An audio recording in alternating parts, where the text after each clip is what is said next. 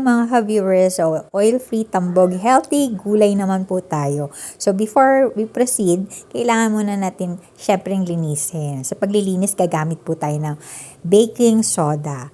For a mixing bowl or any kind of bowl, you have to add 1 teaspoon of baking soda to every 2 cups cold water. So if your produce is on a vine, such as tomatoes or leafy like a head of lettuce, yung petchay, separate the produce and remove all vines and outer leaves. Submerge the fruit or vegetable in the baking soda water and let soak for 12 to 15 minutes. So for para sa akin, for me, 30 minutes. 30 minutes ang ginawa kong pagbababad. So, ito, binabad ko na rin yung ibang vegetable and fruits natin. Yan. Medyo nakikita nyo naman na lumilitaw. So, natural lang yan kasi lumulutang po ang mga prutas. So, yan. Ibabalik ta rin nyo na lang po. Yan. So, 15 to 30 minutes, isosoak ko siya. Yan, pati din yung ampalaya, syempre. At dapat nga ay nun nyo pa ginagawa. Kasi talagang makikita nyo yung nung after natin alisin yung mga vegetables after 15 to 30 minutes na pagbababad. Kita nyo naman. Once na natanggal nyo na yung mga vegetables at makikita nyo yung tubig na pinagbabaran nyo, makikita nyo yung hindi nyo napapansin na nakadikit pa dun sa gulay o prutas na nakakain din ninyo once na i-swallow nyo na yung pagkain o yung vegetables na pinasok nyo sa bibig nyo. Meron siyang mga maliliit na uod na halos kakulay din nung mga gulay na kung ano man mapa-green vegetables ba yun or yung mga prutas, no? Andun siya nakadikit. Yung makita, eto po, tingnan nyo. Ayan, no. Alam nyo yung uod na yan. Yan yung isa sa nun lang natanggal nung binabat ko. So, yan yung hindi natin nakikita. Kasi kakulay niya yung gulay na ating ipiprepared. So, hindi lang yan. Nakikita nyo pa yan. Yan, yung mga umiikot-ikot na yan. So, yan yung mga substance o pesticides na nakadikit sa ating gulay o prutas na ating ipe-prepare na dapat na hindi natin kainin. So, baking soda removes up to 96% of pesticides from fruits and vegetables.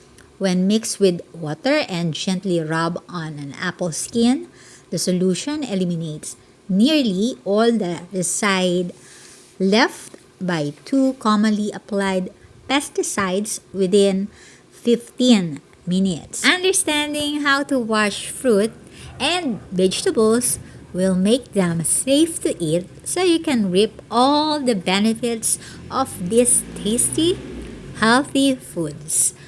One way to do that is to make sure any produce you use has been washed well before you peel, cut, eat, or cook with them. There's nothing complicated about washing fruit or veggies.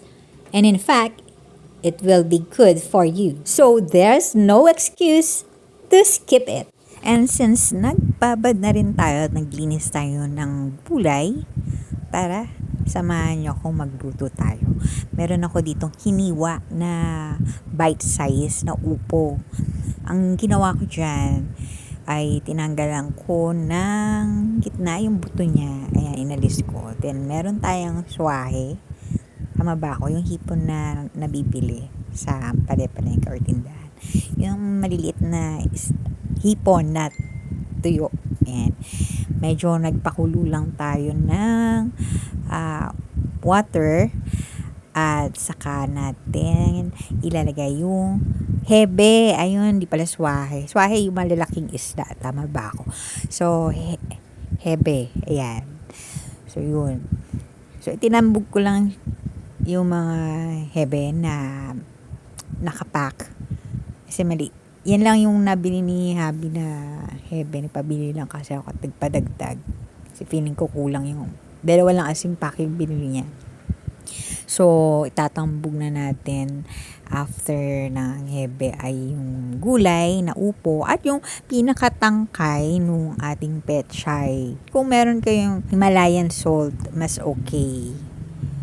So, ako naman, konti lang naman yung nilagay ko na patis. Wala pa yata isang kutsarita yun. Basta ganun ko lang. And, hindi naman kasi ako maalat kumain. Ayan, tapos, nilagay natin yung malunggay. Pakuluan lang yan at napaka-masustansya. At etong pechay, ayan, itambog lahat. Napapansin nyo, hindi tayo nagkisa. Wala tayong ginamit na mantika. Very, very, very, very healthy po ito. At talaga man tunay na masustansya. Pasok pa kung ikaw ay naglo-low carb. At ayan na nga, tinakpan na natin para tuluyan ng maluto yung ating pechay. At nung ating binuksan, ayan, dumapa na po ang ating mga dahon, yung mga gulay. Any moment, pwede na natin yan ahunin. At ito na nga. Yan po ang napakasarap na tambog gulay. At swear talagang napaka-sustansya niya. At pasok sa mga naglo-low carb. Ako, lalong pasok yan sa mga budget meal. Okay? Yung mga everyday, nag-iisip, anong mura, anong pwedeng kain maghapon. Pasok yan sa budget. Wala pa nga yata 50 to. Wala pang 50 pesos. Only 45 pesos lang po ito at pasok sa budget. At lalong pasok at pasado sa mga low carb diet.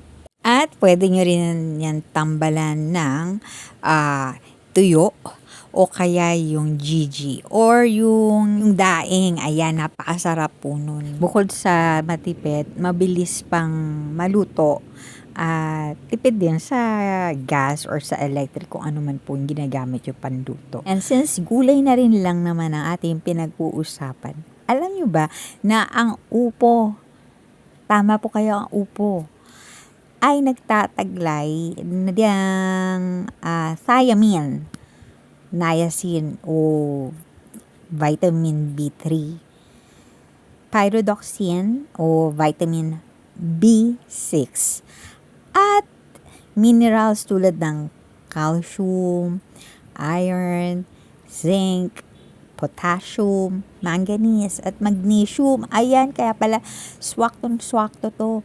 At feeling ko pag kumakain ako nito, nabuboost yung aking immune system. And mainam din ang upo sa mga may hypertension dahil nakakatulong ito na maiwasan ang high blood pressure. Ukol naman sa pechay, ayan, ayon sa eksperto, ang pechay ay maraming taglay na vitamins tulad ng vitamin A, B, K, calcium, fiber, at iba pa. Ito ay magandang panlaban sa sakit tulad ng high blood pressure, diabetes, sakit sa tiyan dahil sa mababa ito sa calorie. Kaya pala pasok ito na gawing substitute for rice. At syempre yung ating malunggay. Nako, alam ko, alam nyo rin, ang naidudulot ng malunggay at alam ko rin na alam nyo kung ano yung mga benefits ng malunggay sa ating katawan. Well, sa mga hindi nakakaalam, ay alam nyo ba na ito ay nakakatulong o ang malunggay ay nakatutulong na labanan ang infection dahil mayroong itong natural na antibacterial properties na ang malunggay ay mahusay sa pinagmumula ng phosphorus at calcium. Kaya nakatutulong ito patibayin ng mga buto, Mahusay ito sa pagsulong ng pangkalahatang kalusugan dahil ito ay mayaman sa antioxidants. Ayan, speaking of calcium, naghahanap tayo ng pwedeng maging source natin. Di ba usually gatas? Alam natin na ang gatas ay para lang sa mga baby or infant. Pero kung gusto nyo naman uminom ng milk, may mga best time to drink milk. Mainam daw, inumin ang gatas sa umaga para sa mga bata.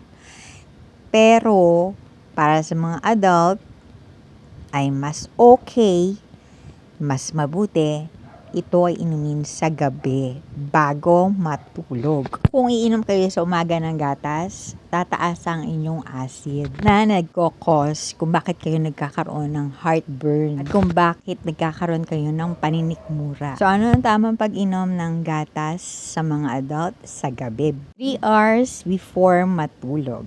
Yan, kung yan naman ay kung ang concern nyo ay sa calcium. Pero kung meron naman dyan sa mga kalapit bahay ninyo na merong malunggay, ay nako, mas gusto ko pang mamitas ng mga dahon ng malunggay at ilaga.